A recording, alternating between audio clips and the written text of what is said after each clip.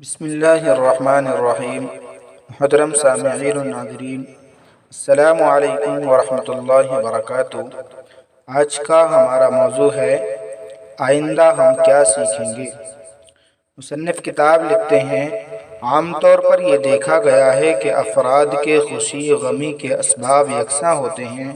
مال و دولت کی فراوانی یا اپنے اپنے شعبۂ زندگی میں ترقی اور اس کے روشن امکانات دیکھ کر سبھی لوگ خوشی کا اظہار کرتے ہیں۔ درینہ امراض سے شفا پانے یا تمنائیں اور مرادیں بر آنے پر بھی ہر آدمی فرحت و انبساط کے جذبات سے معمور ہو جاتا ہے۔ کسی کے چہرے پر مسکراہٹ دیکھ کر بجائے حسد کرنے یا دل برا کرنے کے دنیا کشادہ دلی سے مسکرا دے تو بھی اس کی خوشی چھپائے نہیں چھپتی۔ اس کے باوجود زندگی میں برا وقت آن پڑے، غربت اور محتاجی ڈیرے ڈال دے، بیماری جڑ پکڑ جائے یا ذلت و رسوائی کا سامنا کرنا پڑے تو سبھی لوگ پریشان ہوتے اور غم کے سمندر میں ڈوب جاتے ہیں۔ جب تک ان مصائب کا کوئی مداوع نہیں ہوتا، پریشانی اور نا امیدی کی صورت باقی رہتی ہے۔ آئیے وہ راستے تلاش کریں جن پر چل کر ہم اپنی مسرتوں کو دوام بخشیں اور حزن و ملال پر غلبہ پالیں۔ یہ قانون فطرت ہے کہ آدمی زمانے کے سرد و گرم غلام گردشوں میں چکر کھاتا رہتا ہے، اور اس گردش مدام میں آپ اکیلے نہیں ہیں بلکہ سب لوگ آپ کے شریک ہیں۔ لیکن میرا سوال یہ ہے کہ ہم زندگی میں پیش آنے والے مصائب و آلام کو ان کے حجم سے بڑھ کر اہمیت کیوں دے دیتے ہیں؟ اپنی زندگی کے قیمتی لہجے ان چیزوں کے غم میں ہلکان ہو کر ضائع کرتے ہیں جو اس درجے آزردگی کی کسی طرح مستحق نہیں ہوتی۔ باوجود کے بعد اوقات قرب کو ایک لمحے میں دور کر دینا ہمارے بس میں ہوتا ہے۔ ایسا کیوں ہے؟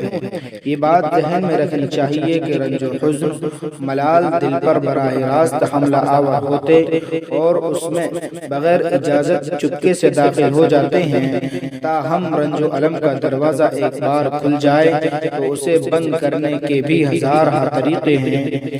آئندہ ہم یہی طریقے جاننے کی کوشش کریں گے۔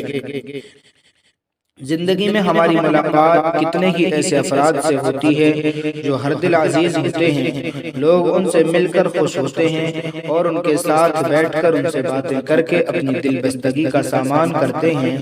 کیا آپ نے کبھی سوچا کہ آپ بھی ان دل پذیر افراد کا حصہ بن سکتے ہیں؟ آخر اس امر پر اتفاق کر کر بیٹھے رہنے کی وجہ کیا ہے کہ آپ ہمیشہ دوسروں کی خوبیاں اور ان کے کارنامے دیکھ کر حیرت آمیز خوشی، تعجب اور مرغوبیت کا اظہار کرتے رہیں۔ آپ خود ایسا جافزا کردار ادا کرنے کی کوشش کیوں نہیں کرتے جسے دیکھ کر دوسرے حیرت اور تعجب میں مبتلا ہوں؟ ایسا کیوں ہو کہ محفل دوستاں میں آپ کا کوئی ساتھی یا عمیزاد بولے تو سب کان لگا کر سنیں اور اس کی آواز حاضرین محفل کی سماعتوں پر چھا جائے اور لوگ اس کے انداز گفتگو سے محفوظ ہو کر اس کی تعریف کریں، اور جب آپ اپنی بات کا آغاز کریں تو لوگ منہ بسور کر پیچھے ہٹ جائیں یا ادھر ادھر کی باتوں میں مصروف ہو جائیں اور گپے بازی کرنے لگیں۔ عین ممکن ہے کہ آپ کے پاس اپنے ساتھی سے زیادہ معلومات ہوں اور تعلیمی میدان میں آپ اس سے اعلیٰ ڈگری کے حامل ہوں یا اس سے بلند منصب پر فائز ہوں۔ پھر وہ لوگوں کی توجہ حاصل کرنے میں کیسے کامیاب ہوا اور آپ کیوں ناکام رہے؟ ایک وہ باپ ہے جس کے بچے اس سے محبت کرتے ہیں اور وہ گھر آتا ہے تو اسے دیکھ کر اس سے مل کر خوشی سے پھولے نہیں سماتے، اور ایک وہ بدنصیب باپ ہے جو اپنی اولاد کی رفاقت کو ترستا رہتا ہے اور اولاد اس سے پیچھا چھڑانے کے لیے طرح طرح کے بہانے گھڑتی اور عذر تلاش کرتی ہے۔ کیوں ہیں تو دونوں ہی باپ، پھر ایسا کیوں ہوتا ہے؟